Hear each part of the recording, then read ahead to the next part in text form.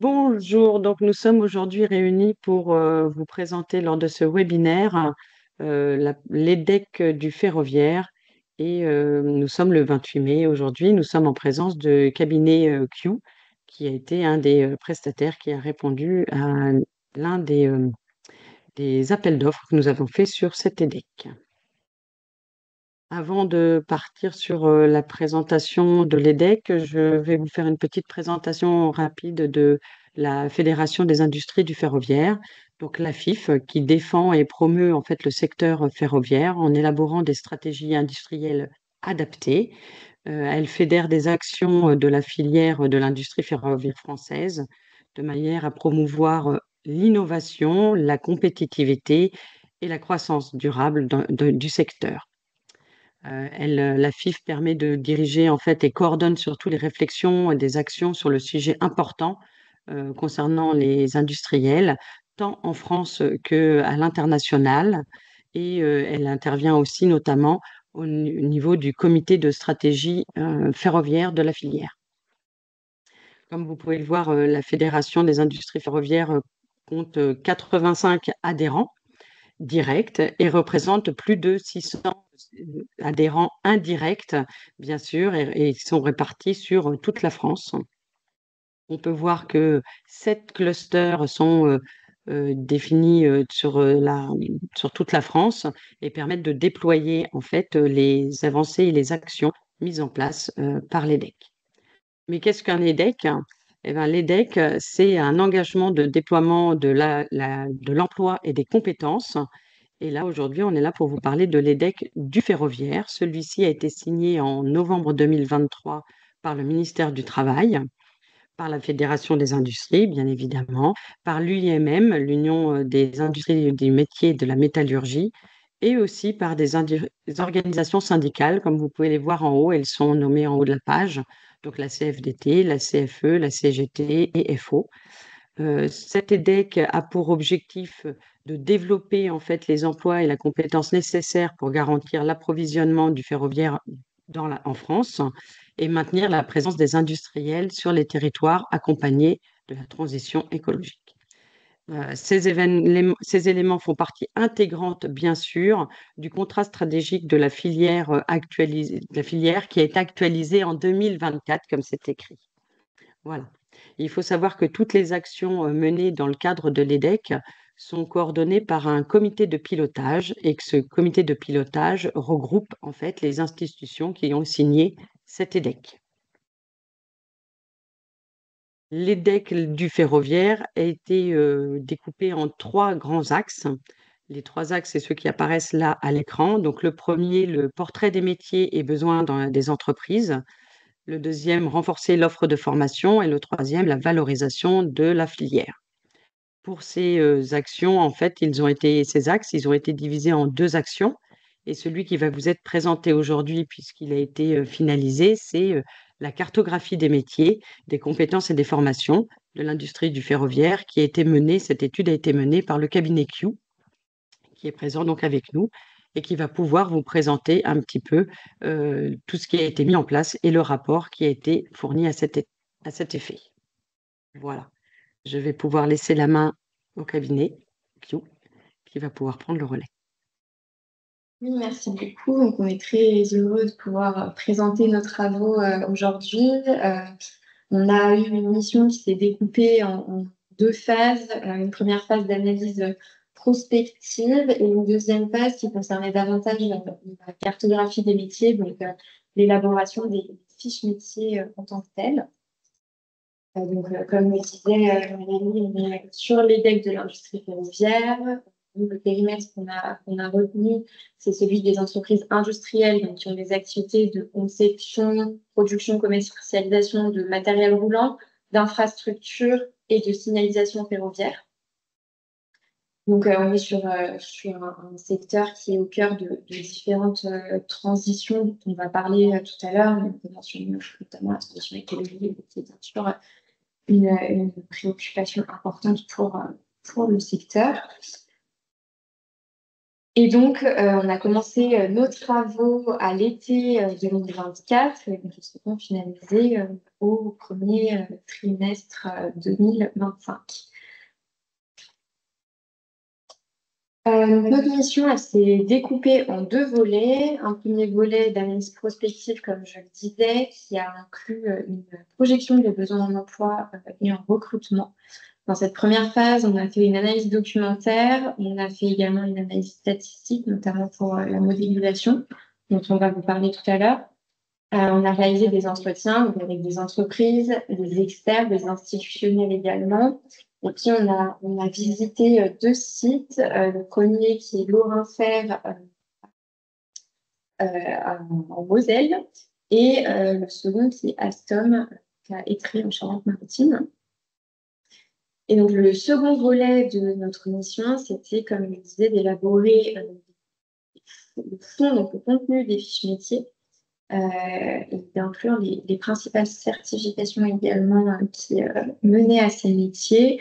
Donc pour ça, on a fait différents GT, des groupes de travail avec le comité technique de l'étude. On a réalisé des entretiens complémentaires également avec des RH et des professionnels pour valider le contenu de nos fiches métiers. Et puis, on a fait cette analyse des certifications qui mènent à ces métiers et on a également analysé les différentes passerelles qui pouvaient exister entre les différents métiers de la cartographie. Et comme vous le voyez à l'écran, il y a un troisième volet qui est le développement d'une plateforme interactive qui va permettre de consulter ces fiches métiers qu'on a réalisées. C'est une plateforme qui est actuellement en cours de réalisation par Rich IT et Codix. Qui sera en production vraisemblablement à l'été. Voilà, qui sera. Oui, tout à fait. Très bien. Donc, si on passe d'abord à l'analyse prospective qu'on a réalisée, notre rapport il se structure de la façon suivante, donc une introduction avec un texte, l'explication de notre méthodologie, l'état des lieux des grands facteurs d'évolution qu'on a identifiés, les besoins en emploi à horizon 2025, donc la fameuse modélisation dont je parlais tout à l'heure, et puis bien sûr la cartographie des métiers en elle-même avec les 72 fiches métiers qu'on a pu réaliser. Donc tout d'abord sur l'introduction, on vous en a mis une petite synthèse ici. On présente tout d'abord les principales activités de ce secteur dont je vous parlais, donc les infrastructures, le matériel roulant et la signalisation ferroviaire. On fait également une analyse sociodémographique du secteur. On sait que on a un secteur en croissance avec un fort rebond de l'activité post-Covid avec l'accumulation de commandes de la part de la SNCF notamment, mais aussi des principales autorités d'organisation de la mobilité. Et donc, forcément, des besoins en main-d'œuvre dynamique, soutenus, avec des problématiques de recrutement qu'on lui connaît, mais on reviendra également. Et puis, pour ce qui est des grands enjeux du secteur, un contexte international qui donne des opportunités à la filière, des opportunités à l'export avec des pays qui développent leur réseau de LGV, leur réseau urbain. Mais aussi des défis avec la concurrence internationale qui est accrue, et notamment avec des concurrents chinois qui peuvent faire fortement concurrence aux acteurs européens. Et puis au niveau national, on observe une atomisation territoriale avec de plus en plus de responsabilités qui a été donnée aux autorités d'organisation de la mobilité régionale. Et donc avec des défis de coordination et puis d'intégration des différentes solutions ferroviaires. Donc, au travers de notre analyse documentaire, de l'analyse statistique et puis surtout des différents échanges qu'on a pu avoir avec les professionnels du secteur, on a pu identifier 3 familles de facteurs d'évolution principaux pour la filière. Les facteurs technologiques et techniques, les facteurs liés à la transition écologique, et puis un troisième facteur qui peut paraître peut-être un petit peu moins évident, qui est les facteurs liés à l'environnement marché. Quand on parle de l'environnement marché ici, on parle de l'optimisation du confort, de la prise en compte de nouvelles attentes usagers en termes d'inclusivité, du développement de l'intermodalité, puis des nouvelles formes de contractualisation qui se développent également avec la fourniture de plus en plus de services qui sont inclus dans les contrats. Donc voilà, ce qu'on met dans ce facteur-là. Ce qui est intéressant également avec ce travail, c'est qu'on a essayé de faire vraiment un lien entre l'analyse prospective qu'on a réalisée en première phase et la réalisation de la cartographie en elle-même qu'on a réalisée dans un second temps. Ce qu'on a fait, c'est que pour chacune des fiches métiers qu'on a réalisées, on a indiqué quels étaient les facteurs d'évolution qui impactaient le métier en question et de quelle manière ils l'impactaient. Donc voilà, on a vraiment voulu faire un lien entre ces deux parties. Ce qu'on a fait ensuite, c'est qu'on a disposé ces différents facteurs au sein d'une matrice qui nous donne des indications sur l'impact sur les emplois de l'évolution et sur le délai de déploiement de la technologie en question. Donc, quand on parle d'impact sur les emplois, on va regarder quel volume d'emplois est impacté par l'évolution en question et quel sera le degré d'évolution des compétences qu'on pourra attendre des différents métiers impactés. Quand on parle du délai de déploiement, on parle du temps que vont mettre les entreprises du secteur à adopter et à mettre en œuvre l'évolution en question. Donc ici, vous voyez que la maintenance prédictive, c'est le facteur dont on a estimé qu'il avait le plus d'impact sur l'emploi. Et c'est également un facteur qui est déjà en déploiement pour les équipements les plus récents. Donc, on a considéré qu'elle constituait le facteur d'évolution le plus critique. On a également la simplification de la mobilité, l'IA et les modèles de données, l'industrie 4.0 et la digitalisation de la signalisation qui sont également assez critiques et qui sont en train de se mettre en œuvre. L'électrification également, mais on est sur un déploiement à plus long terme, notamment avec une traction électrique déjà dans le ferroviaire, mais on a quand même une certaine partie des voies qui n'a pas d'alimentation électrique et sur lesquelles il faut encore trouver des solutions. Et puis, sur les autres critères, on a un impact qui est un petit peu moindre, sauf pour ce qui est de l'automatisation et de la mobilité autonome, mais pour le coup, on est sur un délai de déploiement qui est encore plus long terme.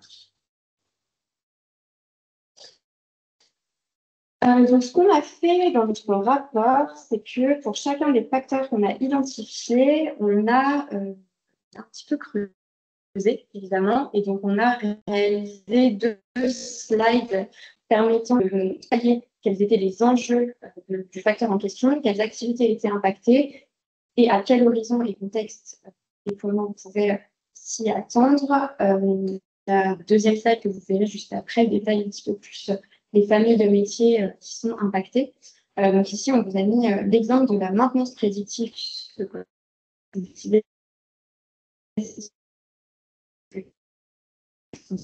Considéré comme étant, ça va être une technologie qui va être importante pour la disponibilité, la fiabilité des infrastructures, du matériel et puis pour leur exploitation. Pour rendre ça possible, il faut équiper les nouveaux matériels, il faut trouver des solutions pour parc existant. Et donc, ça implique qu'il va falloir poser, mettre en place, exploiter les objets connectés. Donc ça va impacter les activités, ça va impacter la conception des équipements et l'ingénierie des systèmes pour intégrer les capteurs et puis pour collecter et traiter les informations. Ça va aussi impacter les métiers de la méthode qui va devoir comprendre le fonctionnement de ces outils, savoir comment adapter le processus de production pour pouvoir réaliser les programmes et puis aussi adapter les programmes de maintenance.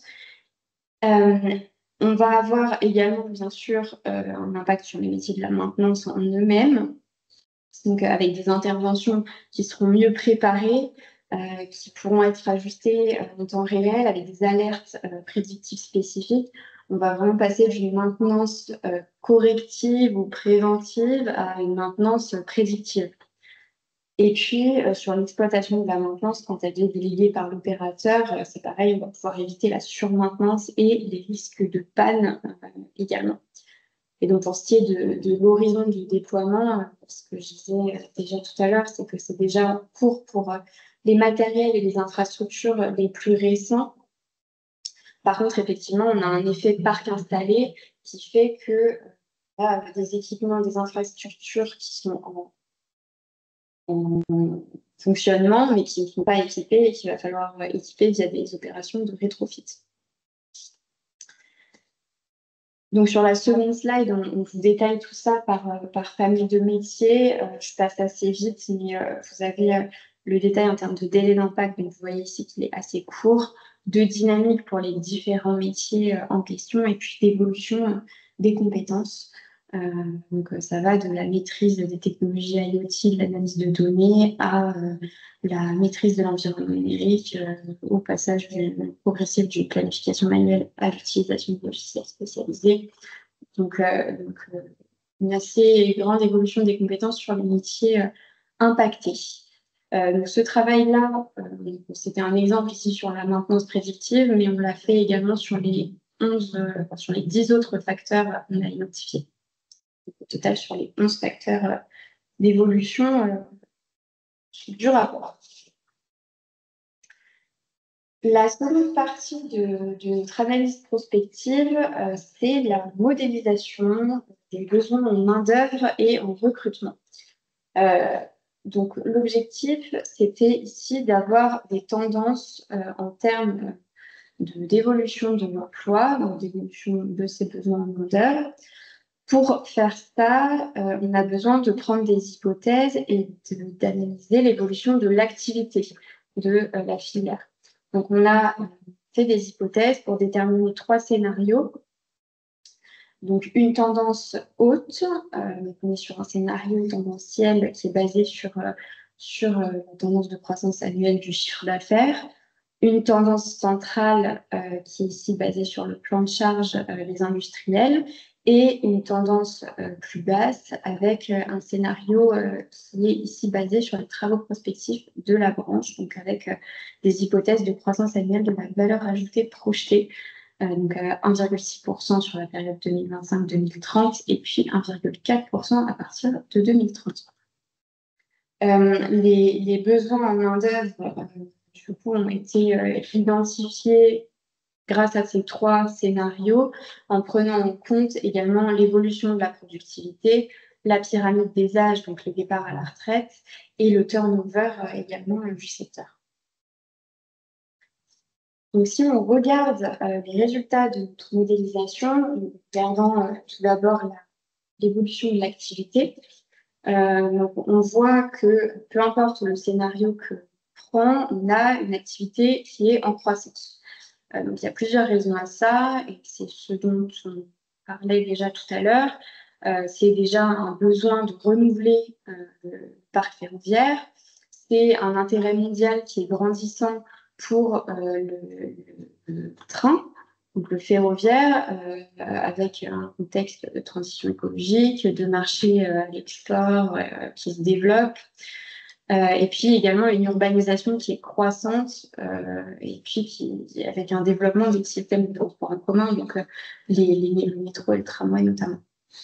Donc ici, ce que vous voyez sur les différents scénarios, c'est que sur le scénario le plus pessimiste, on a une activité de la filière qui croît de 10% à horizon 2030 et ensuite de 10 à 18% en 2035. Sur le scénario central, on est à 19 et 34%, et puis sur le scénario le plus optimiste, on est à 28 et 52%.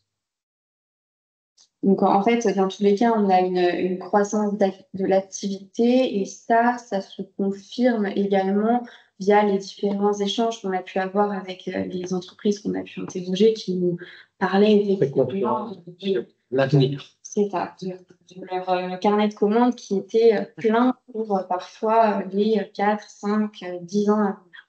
Donc concrètement, La problématique pour beaucoup d'entreprises, c'est aussi d'augmenter leur capacité de production. Et donc, sur justement les besoins en main-d'œuvre qui ont été modélisés, on a analysé 2 périmètres d'activité. Le premier qui est la construction de locomotives et d'autres matériels ferroviaires roulants. Donc, sur ce périmètre-là, on a des besoins en main-d'œuvre qui sont croissants dans chacun des 3 scénarios. Donc, bien sûr, plus modéré sur le scénario le plus prudent et un petit peu plus optimiste sur le scénario haut, donc avec jusqu'à 19 et 35% sur le scénario haut. Et on a donc étudié un deuxième périmètre d'activité qui est la construction de voies ferrées de surface et souterraines. Et ici, on est plutôt sur une croissance qui est continue, mais un petit peu plus modérée. Ça, on le voit via le scénario bas et central qui sont quand même plus modérés, et le scénario haut, par contre, qui est plus optimiste et qui dessine des besoins qui progresseraient à un rythme qui serait aussi soutenu que la période post-crise sanitaire. Mais bon, on est dans un scénario tendanciel plafond. Et donc, si on se penche sur ces besoins de recrutement par famille de métiers, on vous a mis ici l'exemple du secteur construction de locomotives et d'autres matériels ferroviaires roulants. Mais on l'a fait également pour d'autres secteurs d'activité. Ici, on a déterminé les recrutements à prévoir chaque année, en moyenne d'ici à 2030 pour chacune des familles de métiers. Et dans le scénario central, les métiers les plus critiques seraient d'abord les métiers de la famille recherche et concevoir. Donc, on est sur les ingénieurs et cadres d'études, donc en développement mécanique et travail des métaux, les ingénieurs de fabrication mécanique également, et puis ceux qui font la recherche et développement en informatique. Mais on a aussi la famille produire et réaliser qui va avoir d'assez forts besoins en recrutement, donc avec les techniciens de fabrication et contrôle qualité, les ouvriers non qualifiés également, les ingénieurs de contrôle qualité, et puis bien sûr la famille installer et maintenir qui est toujours mobilisée, donc les techniciens d'installation et maintenance, les mécaniciens qualifiés ou ajusteurs, qui seront également mobilisés. Donc voilà pour notre analyse prospective. Et donc, comme on vous le disait, la deuxième partie de notre mission, ça a été la réalisation de la cartographie des métiers en tant que tels, donc des fiches métiers, du contenu des fiches métiers qu'on a pu réaliser. Donc l'objectif, c'était bien sûr de dresser l'inventaire des différents métiers qui étaient présents. On est parti de la cartographie de l'Observatoire paritaire de la métallurgie qui recensait déjà un certain nombre de métiers. Nous, on a identifié 72 métiers en tout dans notre cartographie. Parmi ces 72, on avait 62 qui avaient déjà une fiche métier dans l'Observatoire paritaire de la métallurgie. Donc pour cela, on a retravaillé la fiche, reformulé, on a coloré ferroviaire pour vraiment que ça reflète les spécificités de cette industrie. Et puis pour les 10 métiers restants, donc qui n'étaient pas présents dans la cartographie de l'Observatoire paritaire, on a créé des fiches métiers ad hoc, donc bien sûr en se basant sur l'analyse documentaire, sur les différents échanges forcément conduits, et puis également en allant voir les fiches du référentiel ROM quand c'était pertinent. On a aussi identifié parmi les métiers ceux qui étaient vraiment spécifiques à l'industrie ferroviaire en tant que telle. Et donc, on en a trouvé 4. Tout d'abord, le conducteur, la conductrice de manœuvre qui déplace les rames, les wagons sur les sites de production, sur les ateliers. On a le responsable de maintenance des infrastructures électriques ferroviaires, qui sont des installations spécifiques. Les techniciens de maintenance freinistes, parce que les freins ferroviaires demandent une expertise bien particulière, et puis le technicien de signalisation électrique. Et donc, c'est 72 métiers qu'on a identifiés se répartissent de la façon que vous voyez à l'écran sur les différentes familles de métiers de l'Observatoire paritaire de la métallurgie. Sur la structure des fiches en elle-même, donc on a abouti à des fiches qui se structurent de la façon suivante. Donc la famille de métier, bien entendu, l'intitulé du métier, le code ROM, parce que comme je vous disais, on a lié à chaque métier un code ROM qui correspondait.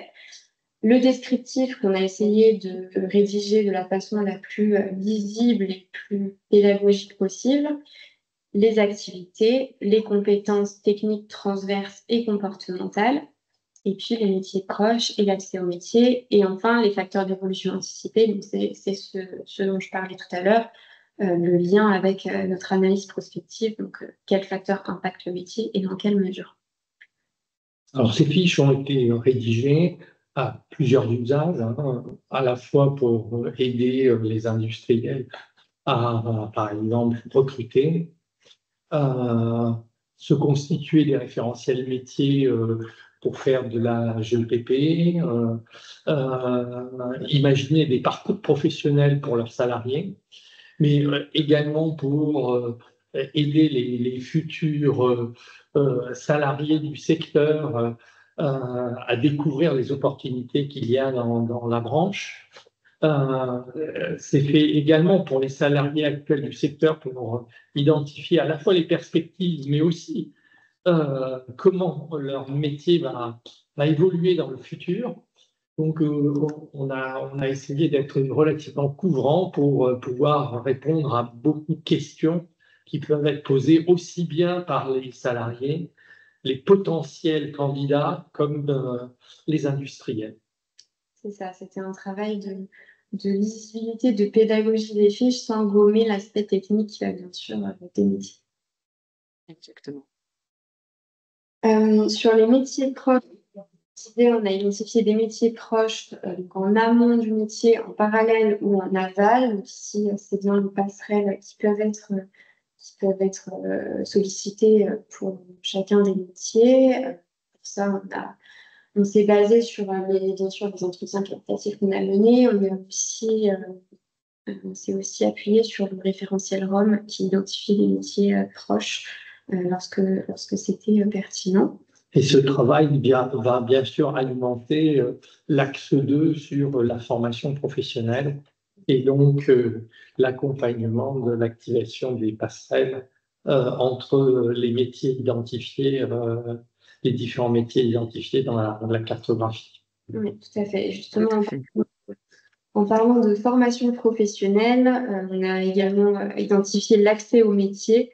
Donc, on a affiché une indication sur le type de diplôme ou d'expérience professionnelle qui était prérequis, ainsi que sur les formations qui étaient obligatoires à l'exercice du métier. Donc, on parle ici des habilitations, des CACES, etc. Il y a également un travail de recensement qui a été mené pour identifier plus précisément les certifications qui permettent d'accéder à chacun de ces métiers. Donc, c'est une liste qui regroupe les diplômes, les titres professionnels, les CQPM, les habilitations, etc., qui mènent à ces métiers-là. Donc, voilà pour la présentation. Merci beaucoup. Merci pour cette présentation qui était claire et précise, qui a permis un petit peu de faire le tour de tout ce qui était cartographie des métiers et qui va nous permettre, qui va être vu. Donc, c'est ce qu'on va avoir maintenant. En fait, l'axe suivant de la cartographie de l'EDEC, pardon, était de... je vais essayer de remettre... tac, voilà.